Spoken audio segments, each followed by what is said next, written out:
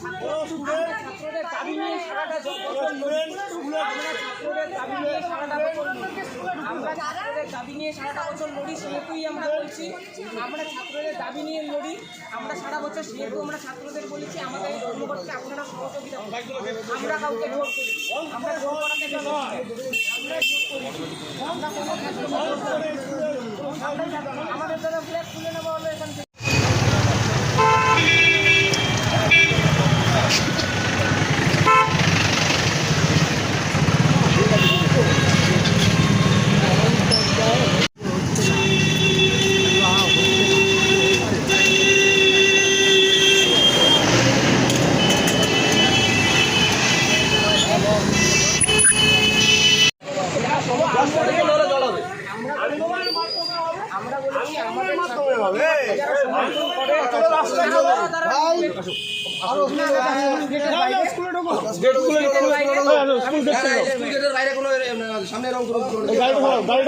দাদা রাস্তা তোমারও রাস্তা আমারও রাস্তা।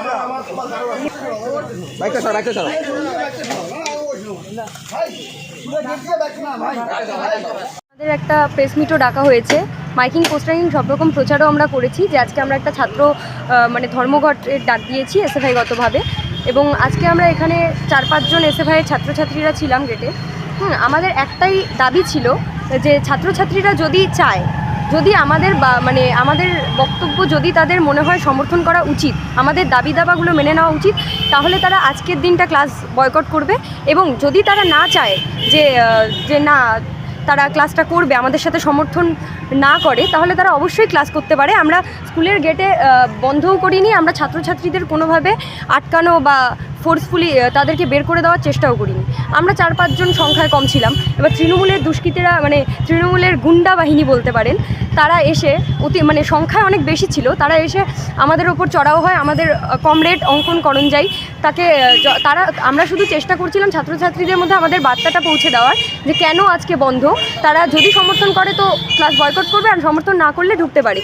সেই মানে জাস্ট আমরা বোঝাতে গেছিলাম। সেই জায়গায় গিয়ে আমাদের কমরেডদের ওপর চড়াও হয়, ধাক্কাধাক্কির একটা বাজে পরিবেশ সৃষ্টি করে। আমাদের কমরেড অঙ্কন করঞ্জাইকে ধাক্কা মেরে ফেলে দেয় এবং সে এখন হসপিটালে ভর্তি। কী পরিবেশ সেখানে আমরা বলতে পারবো না এক্স্যাক্ট। আমাদের মেয়েদের ছাত্রী কমরেডের ওপরেও আঙুল তুলে কথা, বিভিন্ন রকম কুরুচিকর একটা পরিবেশের সৃষ্টি করে। আমাদের দাবি দাবা হচ্ছে এসএসসি, নিট, টেট এই যে পরীক্ষাগুলো হচ্ছে, তারপরে এগুলোতে যে দুর্নীতি, চরম পর্যায়ে একটা দুর্নীতি, তাছাড়াও ধরুন এই এনইপি বাতিল, এই সব মানে নিয়ে আমাদের আজকে এই ছাত্র ধর্মঘটের ডাক দেওয়া হয়েছিল। ছাত্র স্বার্থে, শিক্ষা স্বার্থে। আমরা দেখতে পাচ্ছি যে শিক্ষা ব্যবস্থার কোন তলানিতে গিয়ে ঠেকেছে। ছাত্রছাত্রীদের মানে কি বলবো, জীবন এখন পড়াশোনা, জীবন এখন রাজনীতি নিয়ন্ত্রণ করে। তো আমাদের তো ছাত্র হিসেবে উচিত রাজনীতিকে নিয়ন্ত্রণ করা। আমরা সেটারই একটা চেষ্টা করছিলাম সরকারের বিরুদ্ধে। সরকারের এই যে শিক্ষামন্ত্রী জেলে, এই সবের বিরুদ্ধে আমরা একটা বার্তা দিতে চাচ্ছিলাম সকলকে। একদিন আমরা স্কুল বয়কট করি এইসবের বিরুদ্ধে, এবং একটা বার্তা যাক যে ছাত্রছাত্রীরা এখনও শিক্ষার হয়ে লড়াই করছে। সেই জায়গায় দাঁড়িয়ে তৃণমূলের মানে আমাদের আন্দোলনের বিরুদ্ধে তৃণমূলের যে সে বিরোধিতা থাকতেই পারে, কিন্তু এইভাবে কমরেডদের ওপর অত্যাচার, মারা, এইসব তো ঠিক নয়। এটাই বলার। তো আমার নাম কণিকা সিংহ, আমি এসএফআই জেলা কমিটির মেম্বার। আমরা যথারীতি যে বন্ধের ডাক দিয়েছিলাম, ছাত্র বন্ধের ডাক দিয়েছিলাম, সেই ছাত্র বন্ধের ডাক অনুযায়ী আজকে আমরা বিভিন্ন স্কুলের সামনে ছিলাম। বিভিন্ন স্কুলের সামনে, তেমন জেনকিউ স্কুলের সামনেও ছিলাম এবং সুনীতি স্কুলের সামনেও আছি আমরা। সেখানেও এরকম একটা প্রবলেম ঘটেছে যে এখানে আমরা দাঁড়িয়ে একবার সুষ্ঠুভাবে, শান্তভাবে ছাত্রছাত্রীদের বোঝাচ্ছিলাম তারা যদি ক্লাস করতে চায় তারা করতে পারে, তারা যদি আমাদের দাবি দেওয়ার সাথে সহমত পোষণ করে তারা ক্লাস করবে না। একদম ন্যায্য দাবি, একদম সুন্দরভাবে ছাত্রছাত্রীর সাথে কথার মাধ্যমে আমরা কথাবার্তা বলছিলাম। এমনকি অনেক আজকের স্কুলে দেখতে পেলে মিশ্র প্রতিক্রিয়া, অনেক ছাত্রছাত্রী আসেনি, কয়েক ছাত্রছাত্রী এসেছে। আমরা তাদের সাথে কথা বলছিলাম। হঠাৎ করে 17-18 জন তৃণমূলের গুন্ডা বাহিনী আসলো, এসে আমাদের কমরেডদের ওপর ধাক্কাধাক্কি শুরু করলো। এমন একজন কমরেড হসপিটালে ভর্তি হয়েছে, এখন যা খবর পেলাম ইতিমধ্যে ভর্তি নিয়েছে হসপিটালে। ধাক্কা মেরে ফেলে দেয় গেটের সামনে। আমরা গেটের সামনেও ছিলাম না, আমরা সামনে ছিলাম। আপনাদের ক্যামেরা ধরা পড়েছে, আগে যারা ক্যামেরাম্যানরা, যারা নিউজ পোর্টালরা এসেছে বা নিউজ চ্যানেলরা এসে তারা দেখেছে আমরা এখানে দাঁড়িয়েছিলাম। কিন্তু গেটের সামনে তৃণমূলের গুন্ডা বাহিনী দাঁড়িয়ে আছে, তাদের বয়স এক একজনের 32, 33, 34, 35 বছর, এমনকি 40 বছরের লোকও আছে, তারাও দাঁড়িয়ে আছে। তাদের ছেলেমেয়েরা স্কুলে পড়াশোনা করছে, তারাও জানে যে এখনকার কী পরিস্থিতি। শুধু মাত্র তারা তৃণমূল করে খায় জন্য তারা এখানে এসে দাঁড়িয়ে এই বনকে অসফল করার চেষ্টা করছে। এই অসফল করার পিছনে কাদের হাত? তৃণমূলের হাত। আর আমরা বন দেখেছি কাদের বিরুদ্ধে? বিজেপির বিরুদ্ধে। এখান থেকে দেখতে গেলে আমাদের যা বোঝাপড়া, যা বুঝতে পারছি, তৃণমূল আর বিজেপির যে আঁতাত তৈরি হয়েছে শিক্ষা ব্যবস্থাকে পুরোপুরিভাবে বিক্রি করে দেওয়া, তার প্রত্যক্ষ নিদর্শন আমরা আজকে জেনকিন্স স্কুলের গেটে দেখতে পেলাম।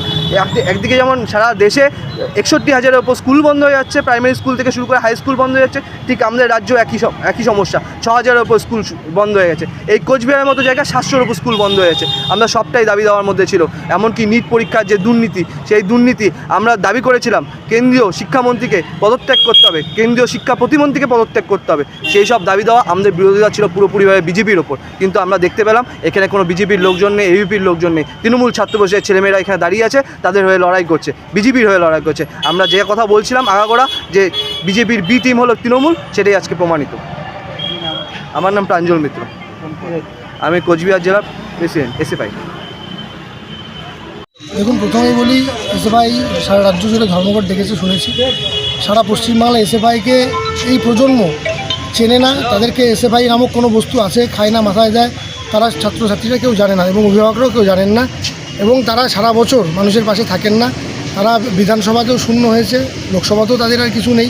তাই তারা আজকে ধর্মঘটের নামে বিভিন্ন জায়গায় জোর করে টিচারদের এবং স্টুডেন্টদের স্কুলে ঢুকতে বাধা দিচ্ছিল। সেই শুনে এবং অভিভাবকরা এবং সাধারণ ছাত্রছাত্রী, কোচবিহারের আপামর ছাত্র সমাজ তাদেরকে বাধা দেয়।